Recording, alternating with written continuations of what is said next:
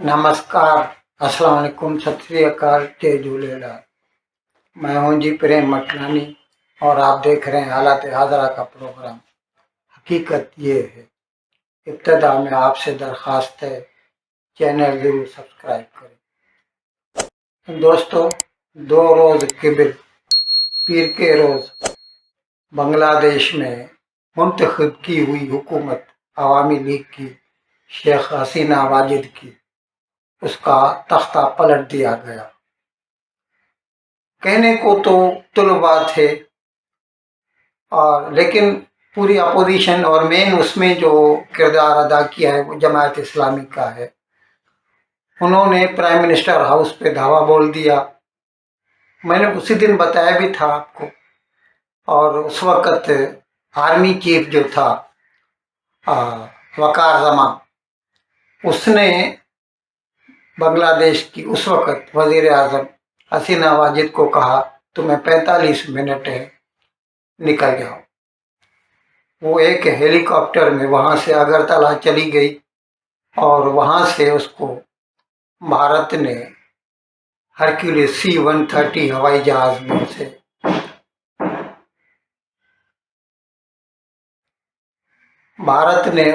Hercules C-130 जहाज में अगरतला से दिल्ली के करीब हिंडन में वहाँ तक लाया गया और उसके जहाज की हिफाजत के लिए 2 रफेल जहाज भी दोनों बाजू थे। हिंडन एयरपोर्ट पर उसका जो है भारत का national security adviser Ajit Doval जो है उसने इस्तकबाल किया और अब उसे कहीं पर भी कोई किसी सेफ हाउस में दिल्ली के करीब ही रखा गया है। अब जैसा सुनने में आ रहा है, अच्छा उसके बाद फिर बांग्लादेश की जिसने हुकूमत संभाली, आर्मी चीफ कहने को तो वही, अभी उसने ऐलान नहीं किया है कि आखिर बांग्लादेश किस कानून के तहत चल रहा है। अगर उसने मार्शल लॉ नहीं लगाया है और वही आइन जिस आइन के तहत इंतखाबात हुए थे जनवरी में और अवामी लीग की सीट्स ज़्यादा आई थी, तो कानूनी तौर पर तो ऐसा होना चाहिए कि एक मर्तबा एक वज़ीर आज़म ने इस्तीफ़ा दे दिया तो सदर का काम है कि उस पार्टी को कहे कि आप वो अपना नया लीडर मुंतखब करें और हुकूमत संभालें। लेकिन 2 दिन होने को आए हैं, न तो उसकी जो कानूनी हैसियत है उसके बारे में कुछ भी यकीन से बताया जा रहा है और न मार्शल लॉ का ऐलान कर दिया गया है। इस बीच में ऐसा सुनने में आया कि मोहम्मद यूनिस जो कि नोबेल इनाम याफ्ता है बंगाली, आजकल वो पेरिस में ओलंपिक के खेल देख रहा है। उधर उससे राब्ता कायम किया गया और कहते हैं कि उसके बारे में कहा गया है कि वो आके वज़ीर आज़म का ओहदा संभालेगा। अब कानूनी तौर पर ये कैसे होगा, ये देखने के काबिल होगा, कुछ दिनों में पता चल जाएगा। लेकिन ये बात समझ से बाहर है। एक मर्तबा फौज आ गई है तो फिर पूरे मुल्क में दंगे फसादात क्यों हो रहे हैं?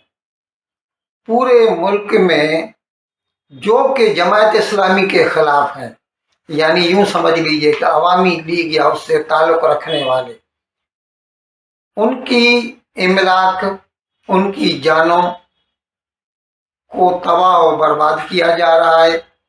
हिंदुओं को ख़ास तौर पर निशाना बनाया गया है। यूं समझ लीजिए कि हिंदुओं का कत्ले आम हो रहा है और फौज खामोश तमाशाई बनी देख रही है। जबकि एक मर्तबा फौज हुकूमत में आ गई, शेख हसीना चली गई, तो फिर तो मुल्क में अमन अमान होना चाहिए। आखिर फौज क्यों आई है, क्यों उसने ये रोल प्ले किया है गवर्नमेंट चेंज करने का? एक मर्तबा वो आए हैं तो उनको अपना रिट साबित करना चाहिए। ये तो ऐसा लग रहा है जैसे जमात इस्लामी की हुकूमत है बांग्लादेश में, और दिन दिहाड़े लोगों को मारा जा रहा है, उनकी इमलाक को जलाया जा रहा है। मैं चंद इसकी मिसालें पेश कर रहा हूँ आपको। कई मंदिर तोड़ दिए गए हैं। जैसोर में, अभी वो जैसोर बोलते हैं उसे, हमारे ज़माने में उसे जैसोर बोला जाता था। वहाँ पर एक होटल को आग लगा दी गई, 24 आदमी जिंदा जल गए। खुलना में अवामी लीग का एक कामगार था, मोहसिन रजा, उसको इतना पीटा गया कि वो मर गया। पुराना क्रिकेटर है बांग्लादेश का मुशर्रफ मुर्तजा, उसके घर को जला दिया गया। चटगाम, हमारे ज़माने में अंग्रेजी में चटगाम कहते थे, उर्दू में चटगाम, आजकल वो शायद चाटोग्राम बोलते हैं, कुछ ऐसा। खैर, बंदर है, सबसे बड़ा बंदरगाह है वो चटगाम। वहाँ पे फिल्म प्रोड्यूसर सलीम खान और उसका बेटा शांतो खान, ये फिल्म प्रोड्यूसर सलीम खान जो है ना, इसने मुजीबुर रहमान पर एक फिल्म बनाई थी। मैंने ये भी एक प्रोग्राम किया था कि शेख मुजीबुर रहमान पे ये फिल्म बनी है। शायद नेटफ्लिक्स पे भी थी, मुझे पता नहीं। लेकिन ये जो सलीम खान फिल्म प्रोड्यूसर है और उसका बेटा है शांतो खान, वो एक्टर है, इन दोनों के ऊपर हमला किया गया, उन्हें इतना पीटा गया कि वो मर गए। शेरपुर का एक जेल है, उस जेल के ऊपर बलवाइयों ने हमला कर दिया और 500 कैदी रिहा हो गए, वहां से भाग गए। अब आप खुद सोचिए, उसमें कई जनाकार होंगे, कई कातिल होंगे, हर किस्म के वो कैदी होंगे, उनको आज़ाद कर दिया गया। अब यहाँ पर पाकिस्तान का जो रोल है ना, वो मुश्तबा है। मैंने 2 रोज़ केवल जब प्रोग्राम किया था तो मैंने कहा था कि हो ना हो इसमें पाकिस्तान का हाथ है, अमेरिका का भी हो सकता है, और हो सकता है कि मेन रोल अमेरिका ने किया हो और जो गंदी बातें हों वो पाकिस्तान और आईएसआई से करवाई हों। पैसा जो है और इंफॉर्मेशन जो है वो अमेरिका दे रहा हो। इसका सबूत मैं आपको बताऊं, आप खुद सोचिए कि पीर के रोज से पाकिस्तान के टीवी चैनलों पर जैसे ईद हो गई है, खुशियां मना रहे हैं। हसीना वाजिद फरार, बांग्लादेश में नए दौर का आगाज, पार्लियामेंट तहलील कर दी गई, सदर ने मंजूरी दे दी। साबिक वजीर आजम खालिदा जिया को भी जेल से रिहा कर दिया गया। उबूरी हुकूमत के लिए कोशिशें जारी। डॉक्टर मोहम्मद यूनुस ने सरबराही की दावत कबूल कर ली। मुजाहिरे अमरीका तक जा पहुंचे। मुश्तइल अफराद का न्यूयॉर्क में कौंसल खाने पर धावा। शेख मुजीबुर रहमान की तस्वीर उतार दी। गुज़िश्ता रोज हजारों अफराद ने वजीर आजम की रिहाइश गाह पर धावा बोला, तोड़ फोड़ की, जो हाथ लगा साथ ले गए। शेख मुजीबुर रहमान और हसीना वाजिद से नफरत का इजहार, मुजस्मे तोड़ दिए, तस्वीर पर कालक मल दी गई। बांग्लादेश में हिंदुओं का कत्लेआम हो रहा है, अफरा तफरी फैली हुई है, बदअमनी है। पाकिस्तान वाले खुश हैं कि अच्छा हुआ कि शेख हसीना गई, मुजीबुर रहमान के खानदान को, वो पहले भी 75 में उनके खानदान को मार दिया गया था। खैर, ये तो मुसलमान मुल्कों में आम तौर पर होता ही रहा है। दूर क्यों जाते हैं? क्या पाकिस्तान में ऐसा नहीं हुआ? क्या भुट्टो को कत्ल नहीं किया गया था? वो एक कत्ल ही था। ये अलग बात है कि उसकी बेटी फिर उन्हीं फौज वालों के साथ दोस्ती कर ली और फिर से वजीर आजम बन गई। तो मुसलमान, एक ज़माने में हम जब छोटे हुआ करते थे, सद्दाम हुसैन के आने से पहले की बात कर रहा हूँ मैं, हर हफ्ते एक कू आता था इराक में, और हर हफ्ते एक नया आर्मी का कोई जनरल होता, वो हुकूमत संभाल लेता। तो मुसलमान मुल्कों में, और दूर के जाते हैं, अफ्रीका को देख लीजिए, हर जगह आपको मिलेगी जो है एक हफ्ते के बाद, 2 हफ्ते के बाद इधर को आ गया, उधर को आ गया।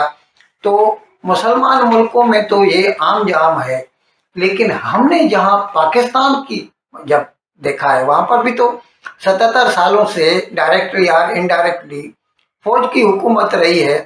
भले कहने को वो इंतखाबात करवाते हैं, लेकिन रियल पावर वो खुद पाकिस्तानी मानते हैं। वहाँ के टीवी चैनल देखें, वो सब लोग मानते हैं। अभी भी देखिए, इमरान खान जेल में पड़ा है तो हर रोज दरखास्त कर रहा है जनरल आसिम मुनीर को कि मेरे साथ मिलो, मतलब वो उसके साथ कोई सौदा करना चाहता है ताकि वो वापस हुकूमत में आ जाए।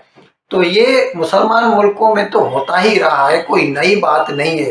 लेकिन हमने ये देखा है कि एक मर्तबा फौज पावर में आ जाए तो कम से कम अमन अमान हो जाता है।